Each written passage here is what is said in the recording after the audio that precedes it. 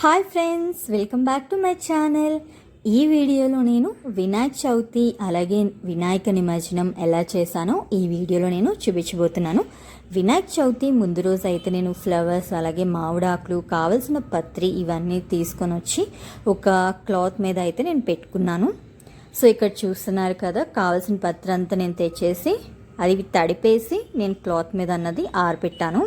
So ఇక్కడ గరిక, తెల్ల జిల్లేడు ఆకులు, ఉసిరి, రేగుపళ్ళు ఆకులు ఇవన్నీ తీసుకొని ముందుగానే ఉంచుకున్నాను. సో నేనైతే సింపుల్గా ఎటువంటి బ్యాక్ డ్రాప్స్ ఇవేమీ ప్రిపేర్ చేయకుండా జస్ట్ పత్రి అండ్ ఫ్లవర్స్తో నేను వినాయకుడిని పూజించాను. అలాగే వినాయకుడికి ఇష్టమైన ప్రసాదాలు కూడా చేసి మేము ఇక్కడ పెట్టాము దేవుడి దగ్గర. పానకం, వడపప్పు, ఉండ్రాలు, పులిహోర, పరమాన్నం. కొంతమంది అయితే వినాయక చవితి ఈవినింగే వినాయకుడిని అన్నది కదిపేసి తీసేస్తారు, నిమజ్జనం అన్నది చేసేస్తారు. ఇక్కడైతే నేను మ్యాంగో లీఫ్ మీద డిజైన్ అన్నది వేసాము. సో ఇక్కడైతే మీకు మ్యాంగో లీఫే కాదు, అశోక లీఫ్ ఇవేనా యూజ్ చేసి మీరు పెయింటింగ్ అన్నది వేసుకోవచ్చు. సో ఇక్కడైతే నేను వైట్ పెన్ ఉంటుంది కదా, సో ఆ వైట్ పెన్తో డిజైన్ వేయడం అన్నది జరిగింది.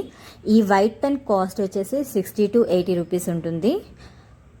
మీరు ఆన్లైన్లో లేదా స్టేషనరీ షాప్లో ఈ పెన్స్ అవైలబుల్గా ఉంటాయి. ఈ వీడియో డిస్క్రిప్షన్లో ఈ పెన్ లింక్ నేను పెడతాను. సో ఎవరికైనా ఈ పెన్ కావాలనుకుంటే లింక్ ఉపయోగించి మీరు పెన్ అన్నది కొనుక్కోవచ్చు. వినాయకుడిని తీసే ముందు మనం అగర్బత్తి, కొబ్బరికాయ కొట్టేసిన తర్వాత హారతి అన్నది ఇచ్చేసి కిందికి పైకి ఒక 3 సార్లు ఇలాగా కదపాలి వినాయకుడిని.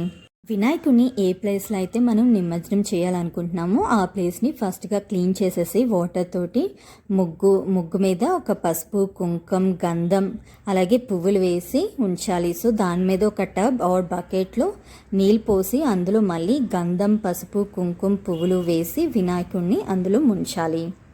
వినాయకుడు మునిగే వరకు మనం వాటర్ పోయాలి. సో మట్టి వినాయకుడు కాబట్టి ఈజీగా కరిగిపోతారు. ఇప్పుడు ఈ వాటర్ని మనం ఏం చేయాలంటే, మన ఇంట్లో మొక్కలు ఉంటాయి కదా, సో ఆ మొక్కల్లో ఈ వాటర్ అది పోసేసినట్లయితే సరిపోతుంది. Thanks for watching.